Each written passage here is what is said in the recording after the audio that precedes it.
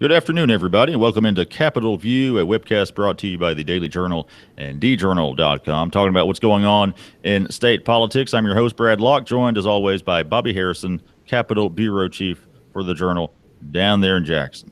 How you doing on this Monday, Bobby? Hey, Brad, I'm doing great. Just counting down the hours until Election Day. Aren't we all, Bobby? Yeah. Aren't we all? We can't wait till it's over.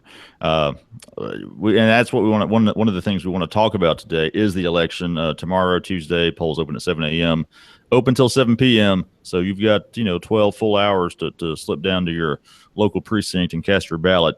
And we've basically got three races we're concerned about here in Northeast Mississippi. Of course, you've got the presidential race, Donald Trump against Hillary Clinton. And then we've got the first congressional district race with Trent Kelly, the incumbent. He won the special election to replace Alan Nunley and now is going to try to get elected to a full term. And then we've got a state Supreme Court race in Northeast Mississippi with four candidates. Now, there's a couple of other races, I believe, in other parts of the state. For Supreme Court seats, Bobby. But let's get the presidential stuff out of the way. These aren't like the two most beloved candidates that we've seen. But they do. You have to admit they do elicit strong responses. So that's one thing to be said. There, it's something to be said for going to the polls to vote. Vote against fear, whether you fear Hillary Clinton or Donald Trump. So there's still a lot of interest in this election. I just was looking at Secretary of State Deborah Hosemann just sent out a news release saying the number of absentee ballots requested this year has not exceeded what was requested in 2012. So there appears to be a lot of interest in this race. So, all the conventional wisdom is that Mississippi's a safe state for Trump. So, but there still seems to be a lot of interest in Mississippi. So we'll see what happens tomorrow. Yeah, it does seem that way that Trump will probably get Mississippi. And by the way, Bob, how many electoral votes does Mississippi get? Remind me. 6. 6. Okay. You get one for each congressional seat, and we have 4 of those, and everybody gets 2 for their senator. So we have 6. Okay. Well, yeah, Mississippi definitely not a swing state. I guess you would look at like North Carolina and Florida and some of those states that where you've seen a lot of campaigning lately, Bobby. And just from a general perspective of this election, again, Trump probably gets Mississippi. And you talk about the swing states. My thought, and a lot of people's thought, has been, it's been kind of hard to pin down who's going to win this race. A lot of times going into the election, on election day, who's going to win. Okay, there's been so many different polls, Bobby, that it's hard to pin down any safe prediction because this poll has Trump ahead, this one has Hillary ahead, and I guess it probably really could come down to the swing states, and we just hope we don't have another Bush Gore debacle like in 2000. Yeah.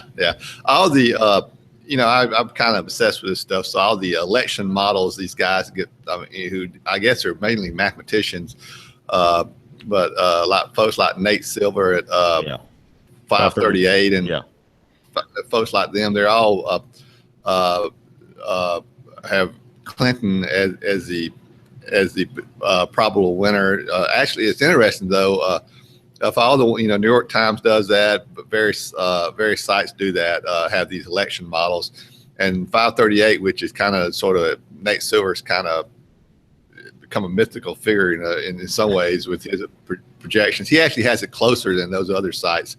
Last time I checked, he had it like 67% probability that Clinton would win, which, as he points out, that's even though that if you go into a casino, you like those odds, that's still a in baseball terms, if you bat 300, which was what Trump would be batting, you'd be candidate for the Hall of Fame. So he's in the ballpark, I guess. Other folks that don't have it that close, so we'll see what happens tomorrow night. I'm not one that's big on national politics, but I always find that I've always been kind of fascinated by just watching the results come in on election night, and seeing, especially if it's a close race. Like we had in 2000.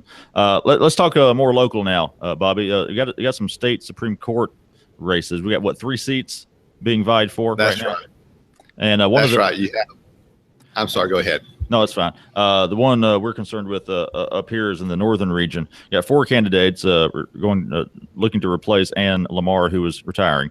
You've got John Brady. He's a Columbus attorney. You've got Circuit Judge Robert Bobby Chamberlain. You've got Steve Crampton, an attorney from Tupelo. And then you got the Circuit Judge James Jim Kitchens. So Jim Kitchens there. And, I imagine with four people there, you're probably going to have a fairly competitive race. I don't know, Bobby, but certainly you're expecting competitive races elsewhere. Right. That race is, you have Chamberlain as a circuit judge over in DeSoto County. So you would think he'd be strong in that area. Since he's the only one running from that area of the state, you'd think he'd be strong over there. Then you have Kitchens and Brady are both, I think, Lowndes County. In the Columbus area, so you think they might split the vote. And you have Steve Crampton, who is here, in Tupelo, and also would be the sort of the favorite of sort of the social conservatives right.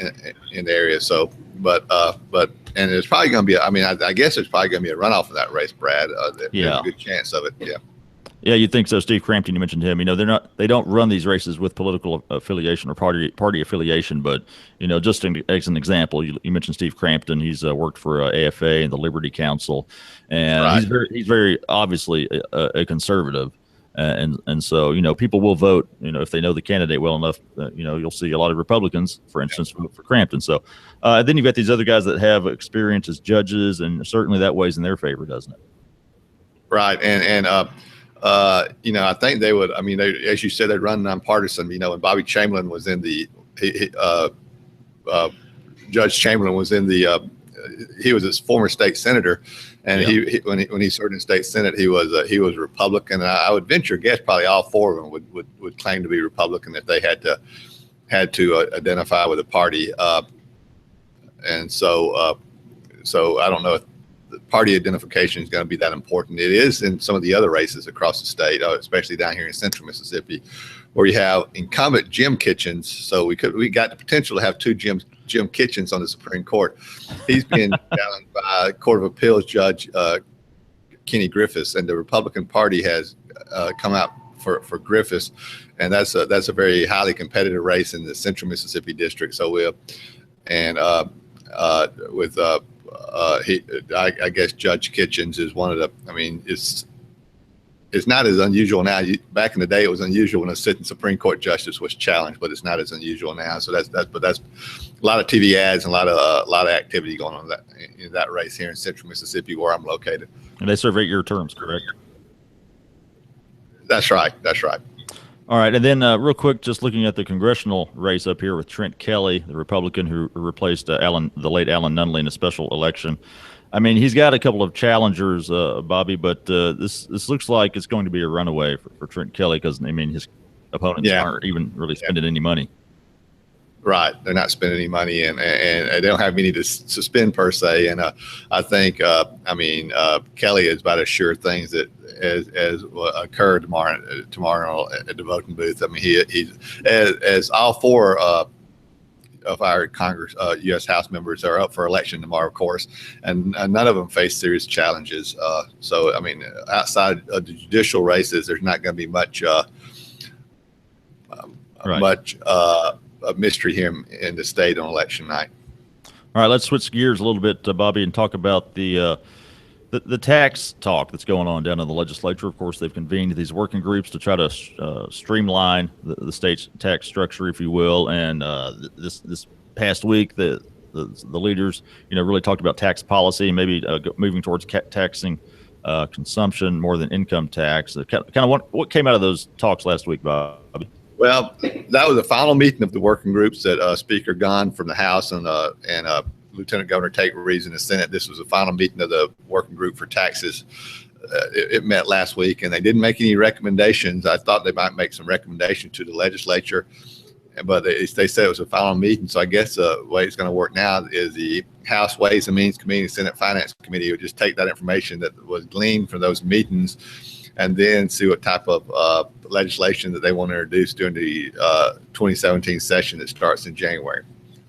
And one question that's been posed in your story that ran today in the Journal and at djournal.com, How far will Lieutenant Governor Tate Reeves and House Speaker Philip Gunn go with the revamping this policy?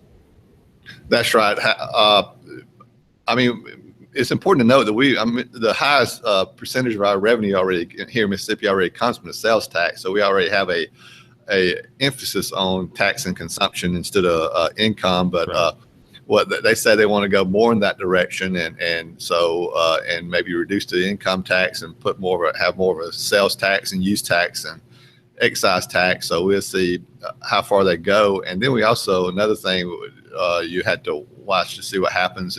Do they just want to revamp the tax structure, or do they want to try to cut taxes in? They've already cut, they've had some massive tax cuts, or massive may not be the right word, but large tax cuts over the past 5 years. Some of them are yet to go into effect. Some they're going to be phased in over the next 12 years or so. But the state revenue has already fallen. So the question is, can they afford to cut more taxes, or will they just try to have a tax shift, if you will, to put, and so it's that'll be a question going into the session too. And then you got this tax foundation that they've been talking about. That's the only group they've consulted, Bobby, and I believe they have kind of a conservative bent to their policies, the tax foundation. But it seems like a lot of what they're suggesting lines up with what Gunn and Reeves and the others kind of already want to do.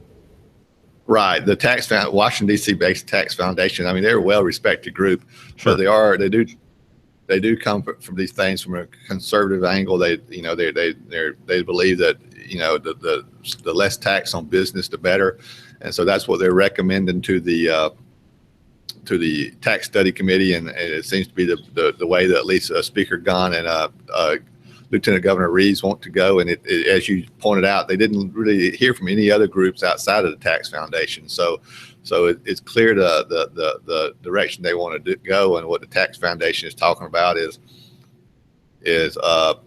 trying to reduce the taxes on business in Mississippi, even though they've already been reduced quite a bit. And also they're talking about removing some of the exemptions to the sales tax. There's always talk Mississippi could have so much more revenue if they would just repeal those exemptions, but those exemptions are pretty important to a lot of people. Like, like drugs aren't, prescription drugs aren't, there's not a sales tax on those. And that you tried to put the sales tax on prescription drugs, that would cause an uproar with, a number of different demographic groups and sure. But what was the tax foundation did come out and say you could at least tax gym memberships, tax veterinary services, and some things like that. And so that would be a way to sort of broaden the tax base while not increasing just the overall sales tax amount levy. All right. Yeah, oh, maybe. All right, Bobby, that's good stuff there. And we'll have full coverage of the elections tomorrow night here at djournal.com and in your daily journal. You can read Bobby's stuff there as well. Bobby, appreciate your time. Good insight there on the elections. We'll see how things shake out. Right. And we'll be back here next week again. This is a webcast that comes to you every Monday afternoon about 2 o'clock at djournal.com with Bobby and myself. All right, Bobby. Go vote tomorrow. Man. Go vote tomorrow. Right, go vote. Take your ID, but don't take any selfies, Brad. That's against the state law. I can't promise anything, Bobby. I may take my selfies. But yeah, good deal. Your IDs and cast your vote, people. Thank you, Bye-bye. Bye-bye.